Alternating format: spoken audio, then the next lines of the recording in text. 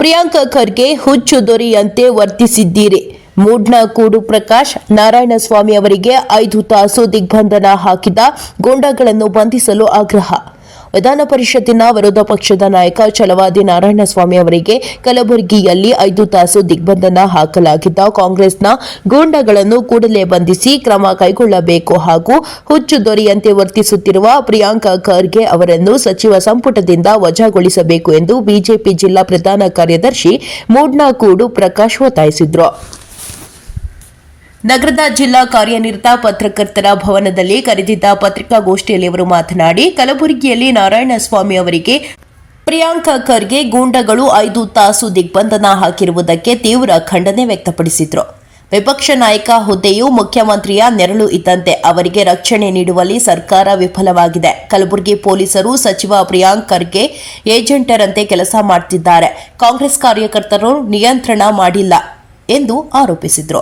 ಖರ್ಗೆ ಕುಟುಂಬದವರು ಸೇಡಿನ ರಾಜಕಾರಣ ಮಾಡುತ್ತಿದ್ದಾರೆ. ಈ ಹಿಂದೆ ನಾರಾಯಣಸ್ವಾಮಿ ಈ ಕುಟುಂಬದ ಅಕ್ರಮ ಬಯಲಿಗೆ ಎಳೆದಿದ್ರು.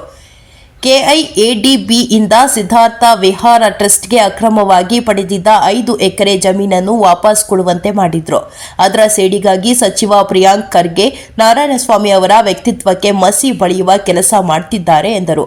ಯಾವಾಗಲೂ ಸಂವಿಧಾನ ರಕ್ಷಣೆ ಮಾಡುತ್ತೇವೆ ಎಂದು ಬಾಯಿ ಬಡಿದುಕೊಳ್ಳುವ ಕಾಂಗ್ರೆಸ್ಸಿಗರು ಕಲಬುರಗಿಯಲ್ಲಿ ಸಂವಿಧಾನ ವಿರೋಧಿ ಕೃತ್ಯ ಎಸಗಿದ್ದಾರೆ.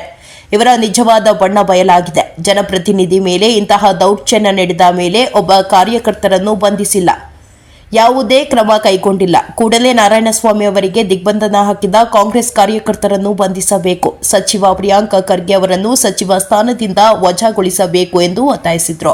ಪತ್ರಿಕಾಗೋಷ್ಠಿಯಲ್ಲಿ ಬಿಜೆಪಿ ಜಿಲ್ಲಾ ವಕ್ತಾರ ಕಾಡಹಳ್ಳಿ ಕುಮಾರ್, ಸಹ ವಕ್ತಾರ ಮಂಜುನಾಥ್, ಸಿಎಸ್ ಮೋರ್ಚಾದ ಜಿಲ್ಲಾ ಪ್ರಧಾನ ಕಾರ್ಯದರ್ಶಿ ಮಂಬಳ್ಳಿ ರಾಮಣ್ಣ, ಜಿಲ್ಲಾ ಮಾಧ್ಯಮ ಸಹ ಪ್ರಮುಖ್ ರಾಮಸಮುದ್ರ ಶಿವಣ್ಣ, ವೇಣುಗೋಪಾಲ ಹಾಜರಿದ್ದರು. ವರದಿ ಹೊಮ್ಮ ನಂಜುಂಡ ನಾಯಕ, ಚಾಮರಾಜನಗರ.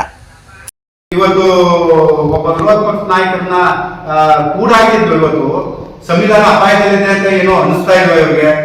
ಜೊತೆಗೆ ಇವರ ಪಂಚಾಯತ್ ರಾಜ್ ಇಲಾಖೆಯಲ್ಲಿ ಪ್ರಿಯಾಂಕಾ ಖರ್ಗೆ ಅವರು ವಹಿಸಿಕೊಂಡಿರುವಂತ ಒಂದು ಇಲಾಖೆಯಲ್ಲಿ 1449 ಕೋಟಿ ನಾಪತ್ತೆ ಆಗಿದೆ ಅನ್ನೋದು ಕೇಸ್ ದಾಖಲಾಗಿದೆ.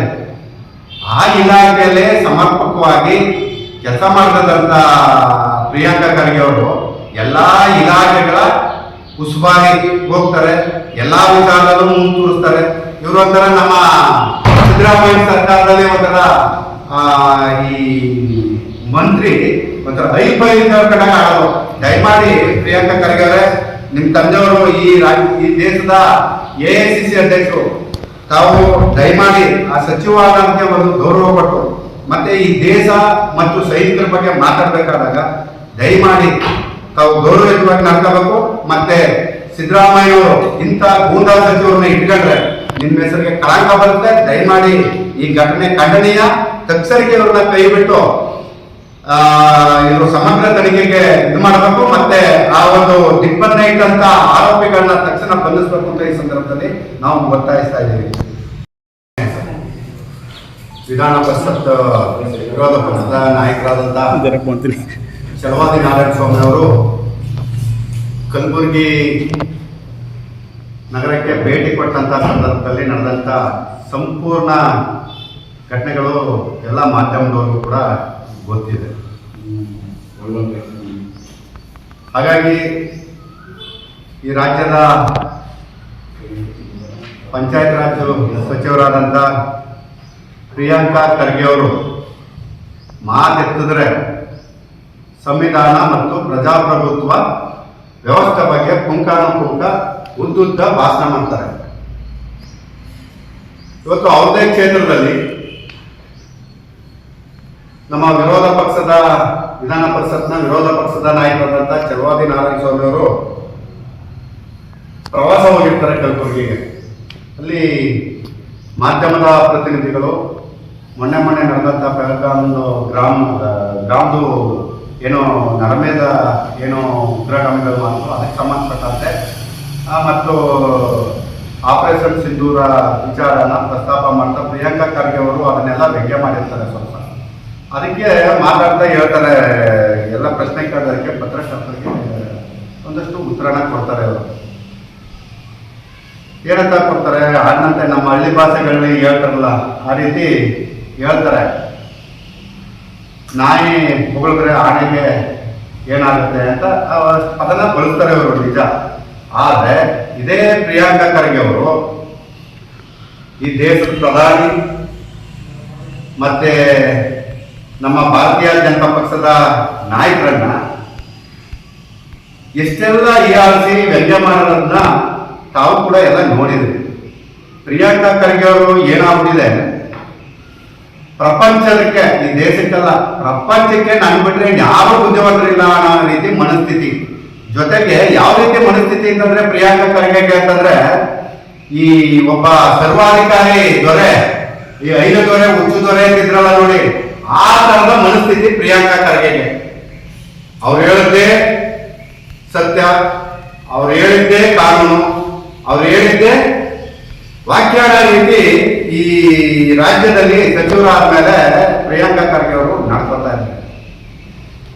ಇವತ್ತು ಇದೇ ರೀತಿ ಘಟನೆ ಸಿದ್ದರಾಮಯ್ಯ ಅವರು ಕೂಡ ವಿರೋಧ ಪಕ್ಷ ನಾಯಕರಾಗಿರೋ, ನಮ್ಮ ಬಿಜೆಪಿ ಕೂಡ ಈ ರಾಜ್ಯದಲ್ಲಿ ಅಧಿಕಾರದಿದ್ದಾಗ ಕಳೆದ ಬಾರಿ ಸಿದ್ದರಾಮಯ್ಯ ಅವರು ಮಡಿಕೇರಿಗೆ ಭೇಟಿ ಕೊಟ್ಟಂತ ಸಂದರ್ಭದಲ್ಲಿ ಸಿದ್ದರಾಮಯ್ಯನವರ ಕಾಲ ಮೇಲೆ ಮೊಟ್ಟೆ ಎಸೆತ ಆಗತ್ತೆ. ಅವಾಗ ಬಿಜೆಪಿ ಅವರು ಕೂಡ ಸಿದ್ದರಾಮಯ್ಯನವರನ್ನ ದಿಗ್ಬಂಧನಲ್ಲಿ ಇಟ್ಟಿರ ಬಿಜೆಪಿ ಕಾರ್ಯಕರ್ತರು.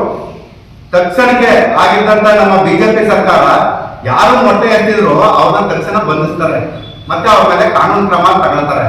ಆದ್ರೆ ಇವತ್ತು ಈ ಘಟನೆ ನಡೆದು 3 ದಿನ ಆದ್ರೂ ಕೂಡ ಇವತ್ತು ಏನು ಪ್ರಿಯಾಂಕಾ ಖರ್ಗೆ ಅವರ ಬೆಂಬಲಿಗರು ಗೂಂಡಗಳು ಏನಿದ್ದಾರೆ ಅವ್ರನ್ನ ಬಂಧಿಸೋದಾಗ್ಲಿ ಅಥವಾ ಸ್ಟೇಷನ್ಗೆ ಕರೆದು ಅವ್ರಿಗೆ ಒಂದು ಬುದ್ಧಿವಾದ ಹೇಳಂತ ಒಂದು ಪ್ರಕ್ರಿಯೆ ಇನ್ನೂ ಪ್ರಾರಂಭ ಆಗಿಲ್ಲ ಅಂತಂದ್ರೆ ಇವರು ರೌಡಿಸಂಗೆ ಪ್ರಿಯಾಂಕಾ ಖರ್ಗೆ ಮತ್ತು ಸರ್ಕಾರ ಇವತ್ತು ಪ್ರಚೋದನೆ ಕೊಡ್ತಾ ಇದೆ.